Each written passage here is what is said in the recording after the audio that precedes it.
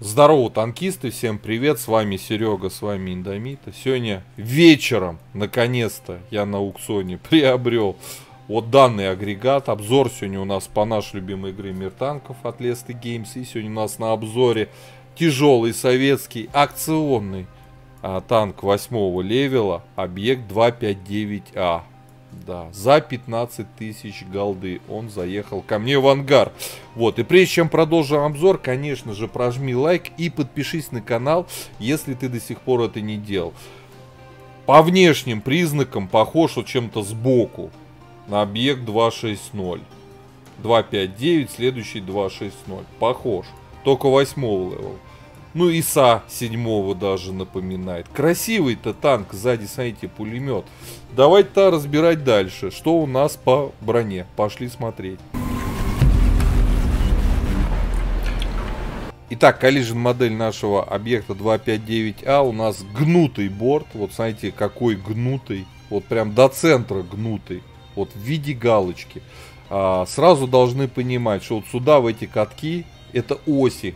Каткам точнее, да, no дамага, никакого дамага не нанесете, вот только вот здесь система пишет рикошет, все, смотрим клюв, НЛД 163, 167, ослабленная деталь корпуса, факт, но радует только то, что это маленький треугольничек, в него еще нужно попасть, а будут пытаться сюда попасть, могут попасть сюда, могут сюда, а здесь вот здесь вот эта вот часть, она рикошетная.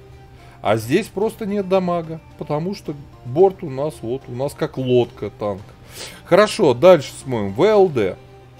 У нас такой щучий типа нос. Хорошо. Давайте поставили правильно. 237. 249. 267. Ага. 248. 245. 264. Но, ребята, внизу нас будут бить восьмерки, девятки, десятки обычными типами снаряда. В верхней части нас будут бить, собственно, такие же танки, как и этот, голдой 8 левел. Ну, понятно, девятки, десятки голдой будут бить везде по корпусу. Проблем для них это не составит. Теперь касаемо башни. Давайте смотреть маску орудия. Так, 270, 270. Здесь рикошет, система пишет, рикошет. Здесь непонятно, что пишет. Здесь рикошет. Ну, в целом маска 270. Против большинства голдовых и обычных снарядов 8 левела она держит. Про девятки, десятки, естественно, молчим. Здесь 270 щеки, самые ослабленные места башни. Ну, 270. Здесь 280 под башней. Здесь 400, 400. Все хорошо, зашито, 400, зашито. Верхняя планка 52 по правилу 3 калибров, только от 156 миллиметров сюда можно закинуть. Соответственно, 152 калибр даже уже не закинет. Хорошо, есть лючок 100, но он тоненький, в него тяжело попасть. Ну зачем нам туда стрелять, кому может стрелять вот сюда? 122. Люк находится в передней части башни, и он просто мега колоссальных размеров. Как по высоте, так и по ширине. Да, по краям, правда, уже 156, но разве это проблема для 8-х, 7-х и даже 6-х левелов? Да, этот танк может попадать к 6-м, мы же 8-й левел. Но у нас даже сюда 6-е левела будут пробивать. Вот, уязвимая зона, НЛД уязвимая. Для многих танков с голдой 8 левела нижняя часть ВЛД уязвимая зона. Касаемо борта, тут, конечно, вопросов нету. Здесь у нас 98, ого, соточка на 8 левеле. Здесь приведенки 120, здесь вообще 154. Как он танкует от борта? Да как? Шикарно. От борта, конечно же, будет танковать шикарно. No дамаг, да, тут все рикошет. Подставляет щеку 210. Пожалуйста. Огромная щека. Зачем сюда стрелять? Стреляйте сюда, пробьете. Поэтому при танковании от борта будут проблемы. Ну-ка, обратным ромбом. Так, обратным ромбом ставим. Все то же самое, все гуд, не пробивается. Но 105 будем подставлять. Ага, пушка будет здесь, все равно щеку будет видно заднюю. Короче, такое себе. Не-не-не-не-не. По броне слабо. Так, с броней разобрались. Условная она, много слабых мест. Люк, НЛД. А при танковании от борта огромная щека с малой броней там в 210. Ну что это такое? Короче, в упоре не поиграть. Будут закидывать люк. Если не спрятали НЛД, будут закидывать в НЛД. Единственное, радует маленький треугольник. От борта всю щеку вам разобьют. Давайте смотреть на орудие. Идем. Пушка 9 левела. Пушка 9 левела. 122 миллиметра. Хороший калибр. 420 альфа, 233 по обите на основном, 285 на голде. Голда кумулятивная. Пробитие шикарное. Девяток можно, даже десяток не фолить. На голде вопросов нет, прям супер. Но 233, и это тоже нормальное бронепробитие на основном, как для 8 левела. Но это подкол. Прошу не забывать, это не ББХа. И каточки там, и в борта стрелять на подколе будете терять массу дамага. Вот, заряжается пушка 15 секунд при альфе 420. ДПМ 1680, 0,42 точно, тяжелый танк. Время сведения 2,8 секунды. Достаточно долго. Полевая модернизация. Кстати, вот я уже покатал на этом тачке. Так, отключим. Значит, предвижу, что во втором блоке обязательно нужна вездеходная ходовая. Так, открываем огневую мощь. Смотрим, смотрим. Ага, ага. 2,50, точность. Ну, на самом деле, здесь, наверное, лучше ничего ему не качать. 2,64, точность, а так 2,39, ну, либо ставьте отстройку параллакса на прицел, либо ничего не качайте. Звукоизоляция в пятом блоке, вторым слотом. Значит, ребят, если будете катать на стандартном оборудовании, вот, кстати, по оборудованию, я сюда ставлю сейчас на обзоре, поставил стандартный комплект для тяжелых советских танков. А это закалка, досал и стаб. Советские пушки без стаба не играются. Ну, досал нужен, закалка, тяжелый танк. Соответственно, если будете на таком оборудовании катать, здесь вторым слотом качаете огневую мощь, и, естественно, досал ляжет в него очень даже хорошо.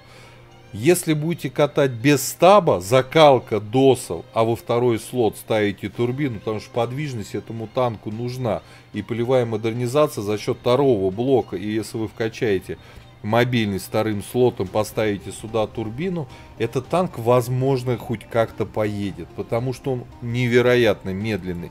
У него неплохая максимальная скорость, но очень слабая уделка, он вообще не набирает свою максималку никогда, даже по прямой, только с горы. И вот как раз пришли к оборудованию, то есть можно так, а можно без стаба на турбине, тогда турбину во второй, а досал в третий.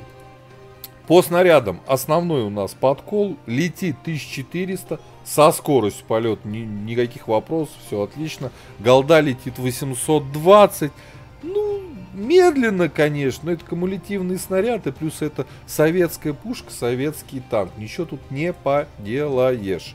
Вот, по снаряжению, ремка, аптечка, автоматический огнетушитель я поставил доп. Паёк, чтобы максимально раскачать возможности этой машины, но, к сожалению, даже это не помогает, а нужны еще слоты для оборудования.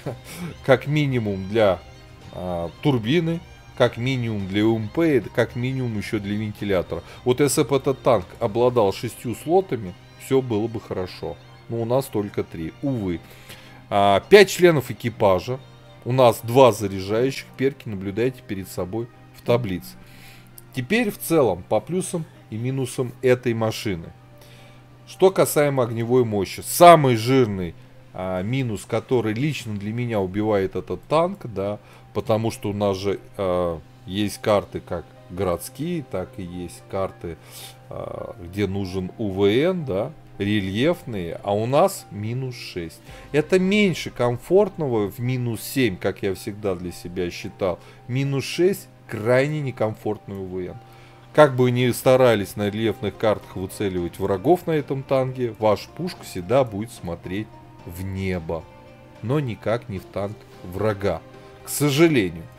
Да, время сведения долговатое, точность, ну, откровенно слабая, ну, это тяжелый танк, да. танк прорыва, как его назвали. У нас хорошая скорость полета снаряда основного, но это все равно подкол. И, соответственно, когда танки будут врагов танковать от борта, и вы будете испытывать определенные затруднения, так же ровно как и стреляя в борт танком, попадая в катки и все такое на своем вот этом замечательном подколе. Поэтому, что касаемо, да и заряжается пушка, ребят, почти чуть меньше 12 секунд, что достаточно долго. Не дай бог вам оторваться от вашего коллектива союзников и поехать на врагов одному и въедете в 2 танка. С таким КД вы даже не успеете моргнуть, как вам оторвут башню и отправят в ангар. Вот. Что касаемо живучести, как для 8-го левела тяжелого танка, сделали, по-моему, лучше хотя бы 1700, что ли.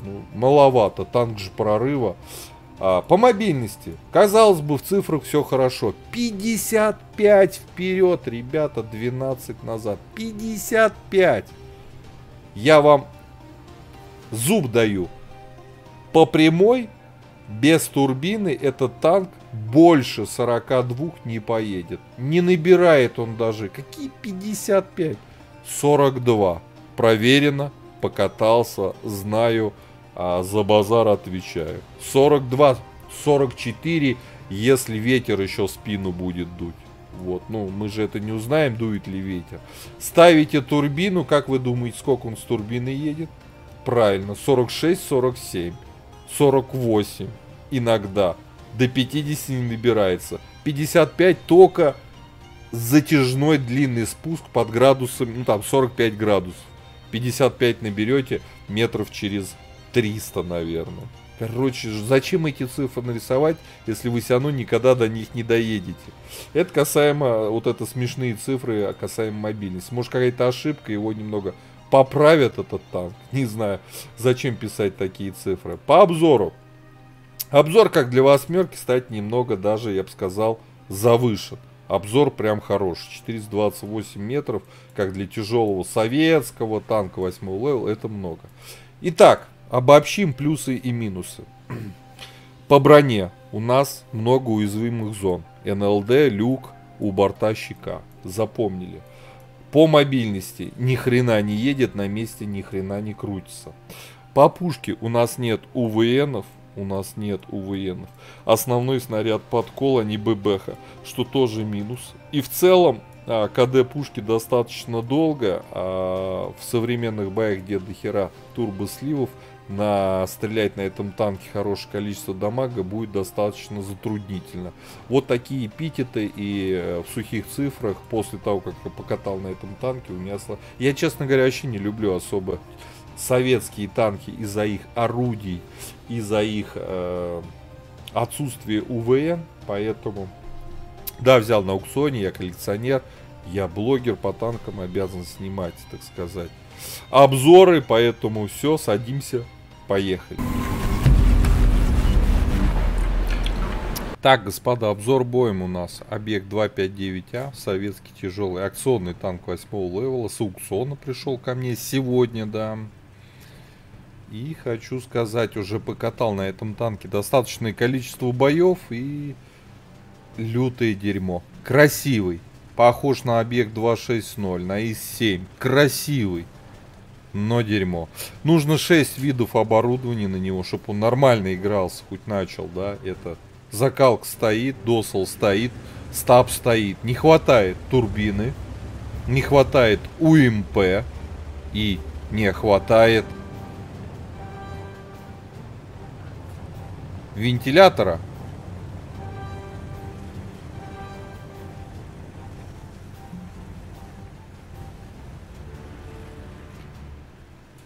Это он так под гору максималку набирает, разгоняется. По прямой он едет около 40.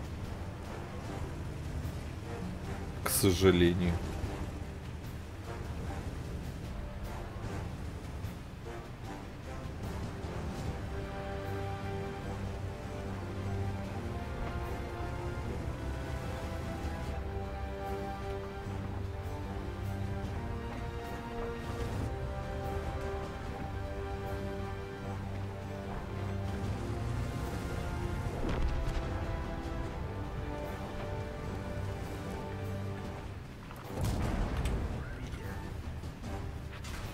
Тихо, тихо. Ой-ой-ой, влип я. Да. Ух ты, с вертухи закинул. Но это совок. Это совок. Советский танк.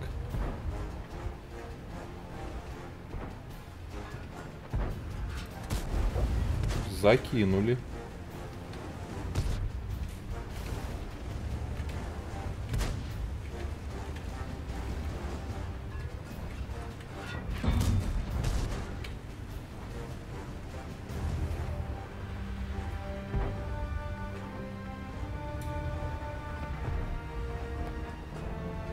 С боссами играем.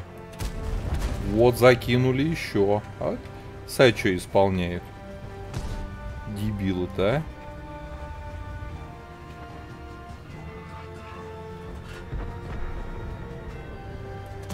О, щеку подставил. Ребята, фармим. Тайпа 4 на нашем 2.5.9. Все, ребят, я думаю, больше-то я не настреляю. На инвалиде. Но это же инвалидный танк. А я думаю, мы пожалеем то, что мы поехали. В упоре перестреливаться. Все.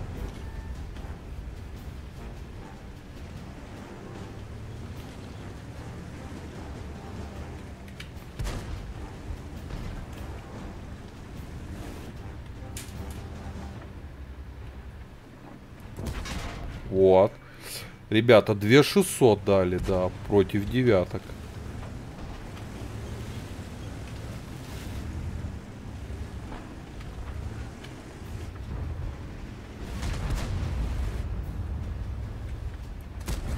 Не пробили, да.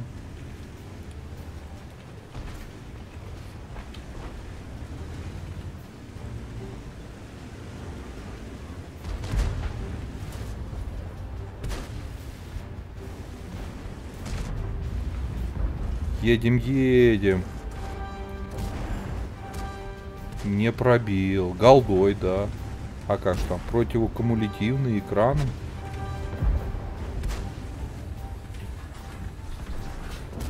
Пробили в НЛД.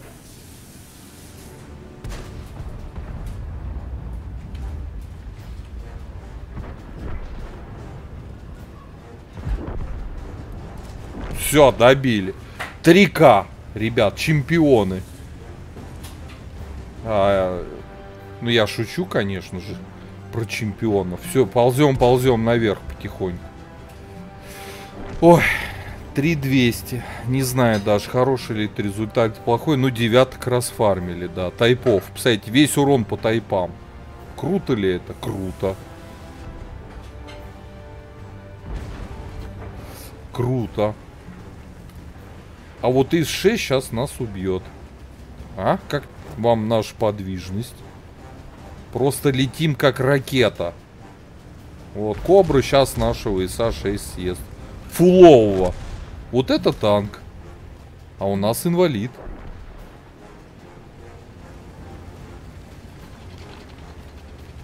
А у нас инвалид. Как при такой подвижности сделать, там, например, 4К? Да никак.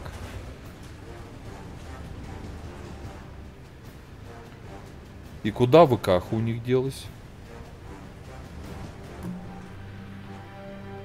Все. Все. Ничего не настреляли. Ну, 3К дали, но это не панацея. Все, победа. Еще раз, мужики. Я, честно говоря, пожалел, что я деньги потратил на эту тачку. Ну, не деньги, голду, которую нам подарил подписчик. Петру спасибо. А вот деньги твои, Петр, я акцептировал, так сказать, использовал, на мой взгляд, неправильно, да, и купил не тот танк, который следовало бы. Обычный советский тяжелый танк, для меня он чем-то похож на ИСа-6, на ИСа-5. Вот, но есть же защитник. Вот защитник, против него уже броня, уже танк. А это, увы, нет. Второе место у нас по урону, 1 фраг. Играли против девяток. Да, тайпов голдой пробивали, потому что пробитие на голде хорошее. Вот. А так-то в целом, конечно, лютый кусок дерьма. Увы, N-6. Ребята, кто купил на аукционе эту машину, пишите свои комментарии, что вы думаете об этой машине. Попробуйте меня переубедить. По пятибалльной системе твердая тройка, может даже с минусом. Но больше эта машина не заслуживает. Это факт. Это вот мое мнение. Боев я нормально уже скатал, там десяток уж точно. Вот, по оборудованию, да, вот все это есть, но сюда нужен еще слот под турбину, сюда нужен слот под УМП, ну и вы понимаете, да, и тогда этот танк начнет что-то там исполнять. Ребят, ставьте лукасы под видосом, подписывайтесь на канал, а я вам говорю до скорых встреч, пока. Поддержи брата-танкиста лайком под этим видео, подпиской на канал, ну и конечно прожми колокольчик, чтобы быть в курсе всех новых стримов и самых последних обзоров по нашей любимой игре.